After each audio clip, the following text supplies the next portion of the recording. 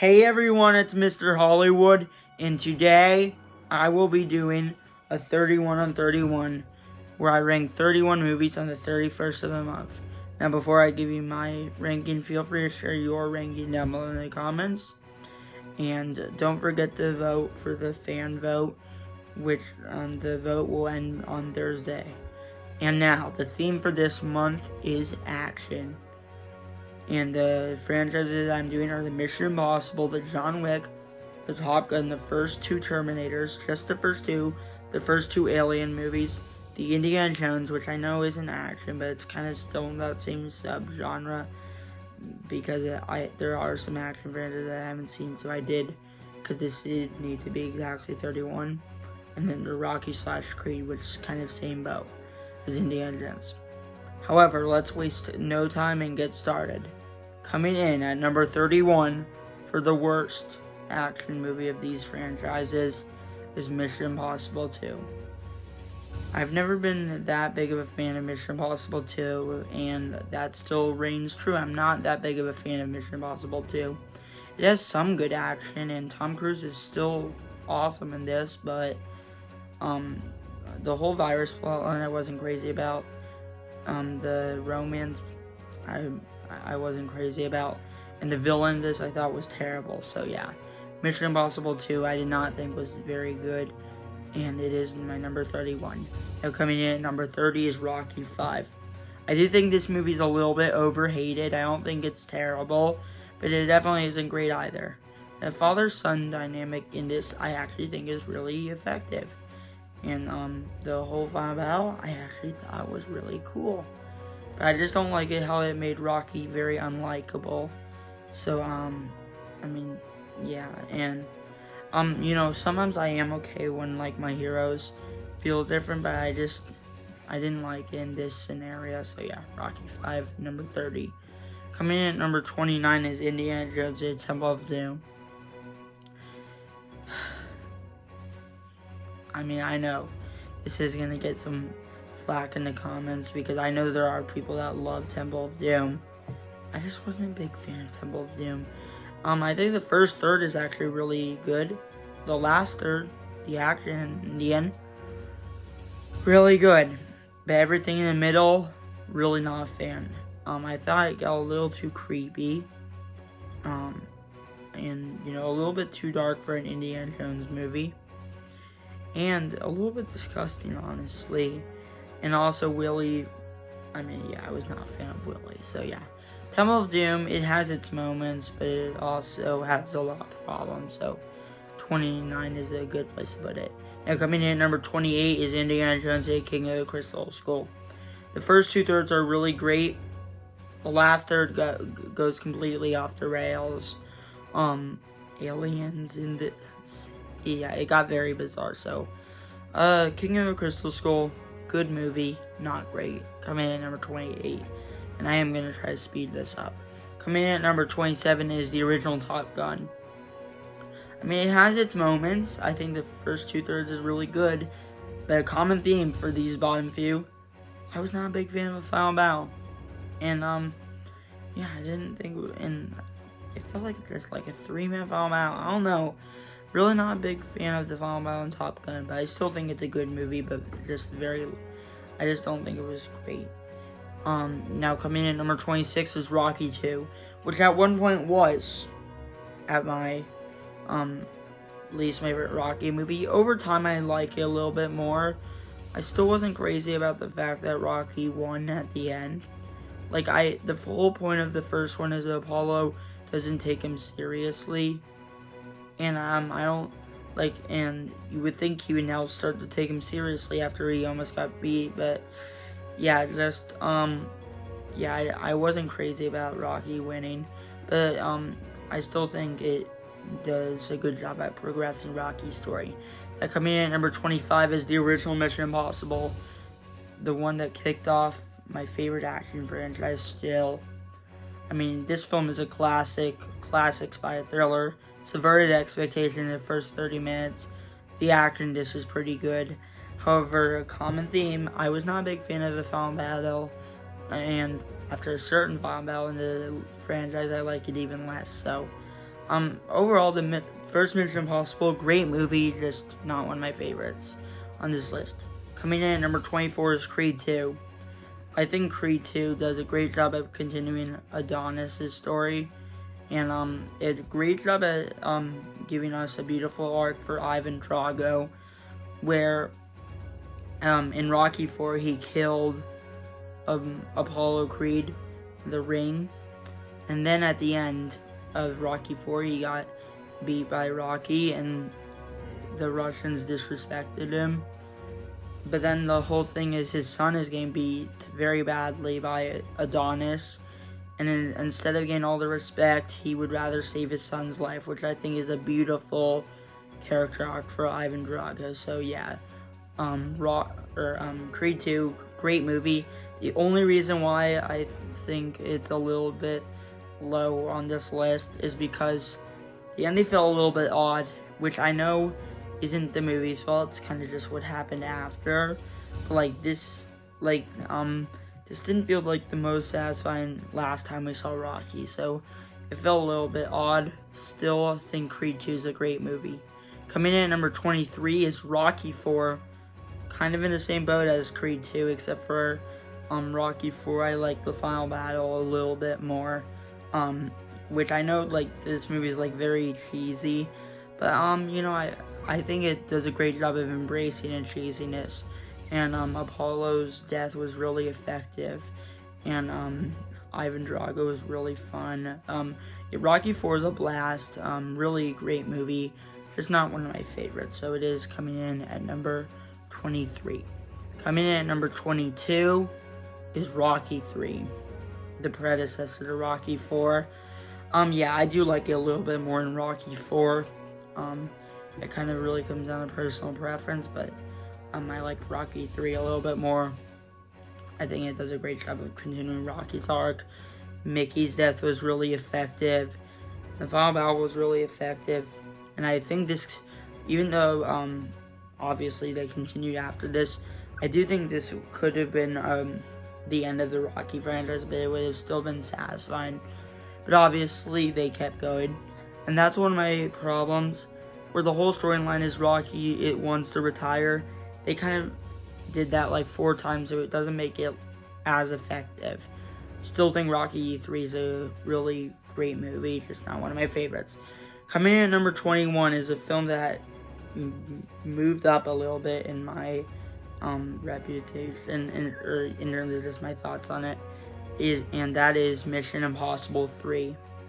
And this does still have the best villain in the franchise with Philip Seymour Hoffman. Great villain. Probably the most personal Mission Impossible film. This and Dead Reckoning. The action in this is pretty good. However, I do think this film plays it safe a little bit. And even Mission Impossible 2, which I wasn't a fan of, I feel like that took risks. And it had a scene that was so awesome. This film didn't have a scene that was awesome. But I still think Mission Impossible 3 is a great movie. Now coming in at number 20 is John Wick 3. My least favorite of the John Wick movies, but still a really great movie. I think it does a great job of continuing John Wick 2 and setting up John Wick 4. But it does suffer a little bit from just being a movie that I feel is kind of all set up. Where there's some other part or movies maybe not part ones, but movies that are building into a finale that, even though it's setting up, it feels like it still would stand on its own. I don't think this film is as much of that case. Still a really great movie. Now coming in at number 19 is Rocky Balboa, the final Rocky film before they moved on to Creed films. Yeah, I think this was a really good end to the original Rocky series. The ending in this is actually really effective, where Rocky did lose the battle, but I feel in a way it still feels just as uplifting as the first film. Yeah, I think Rocky Balboa was a beautiful end to the original series, and it does a great job of having Rocky be on the ring one last time. So yeah, Rocky Balboa, I think is a great movie. Coming in at number 18 is Creed 3, the finale to the Creed trilogy. I think it was a really emotional finale.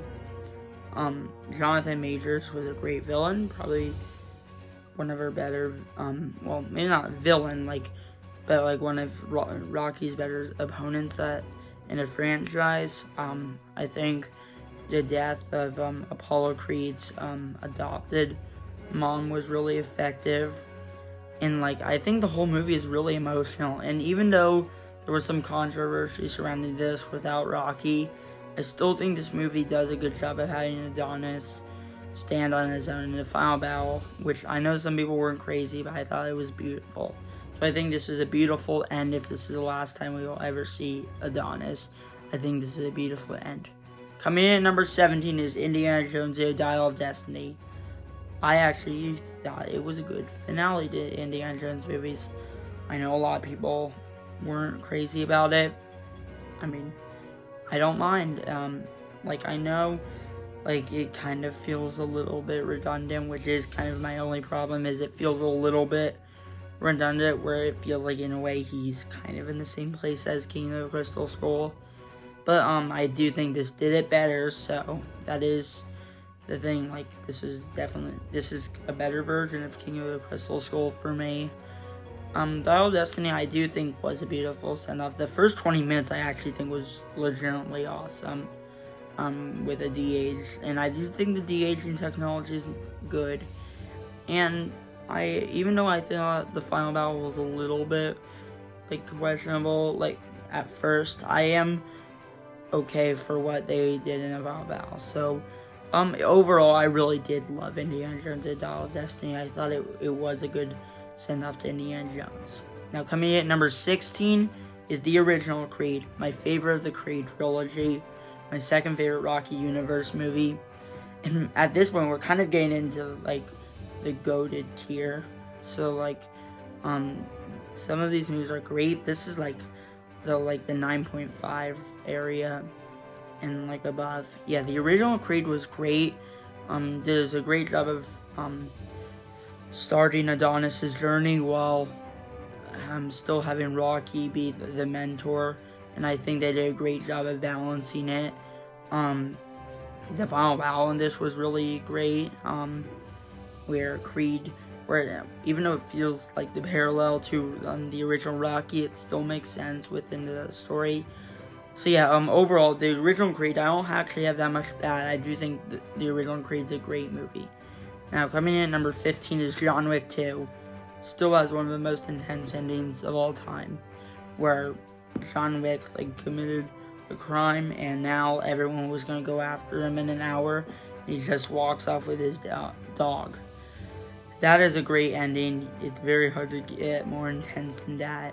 But yeah, John Wick 2 started to do some world buildings, started to show where John Wick has gone, and the action, this is great. So yeah, John Wick 2, great movie, coming in at number 15. Coming in at number 14 is a movie I feel like would be higher for most people, and that is Alien, in the first one. Very high concept sci-fi, great start to the franchise.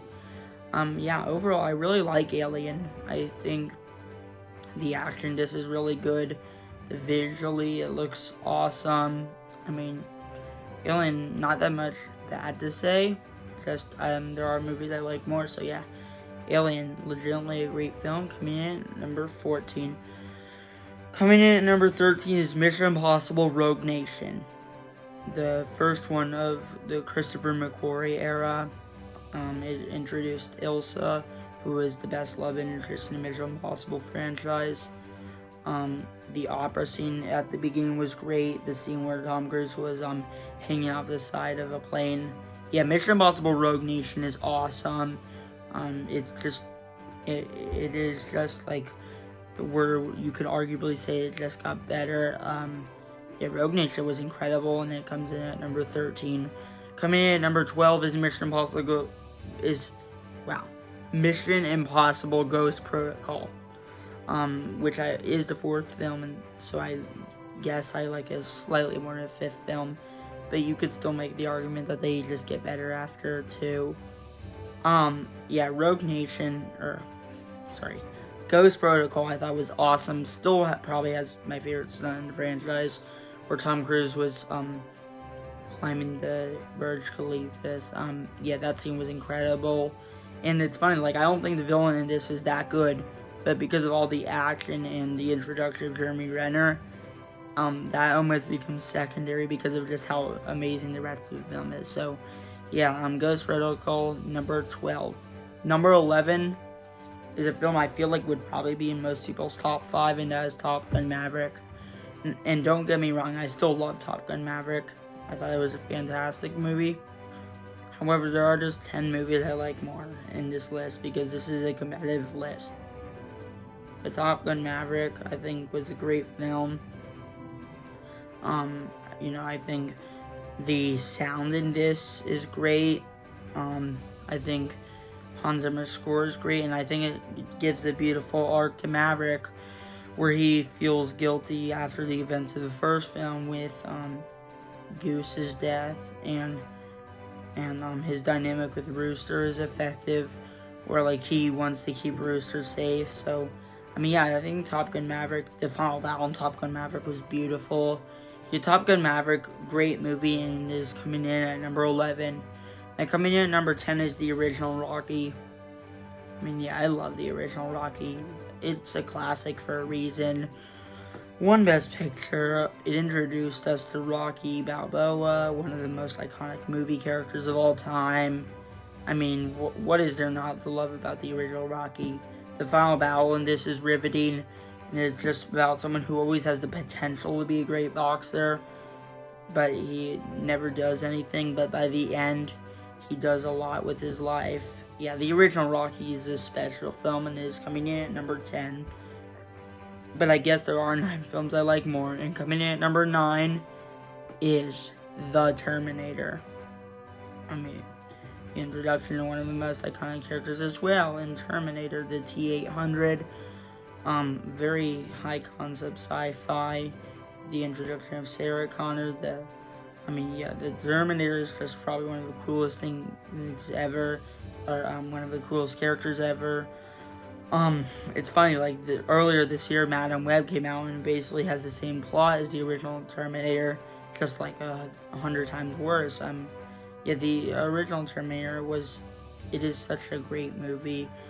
Kyle Reese was in this, he was great. Just the introduction of iconic lines, I'll be back.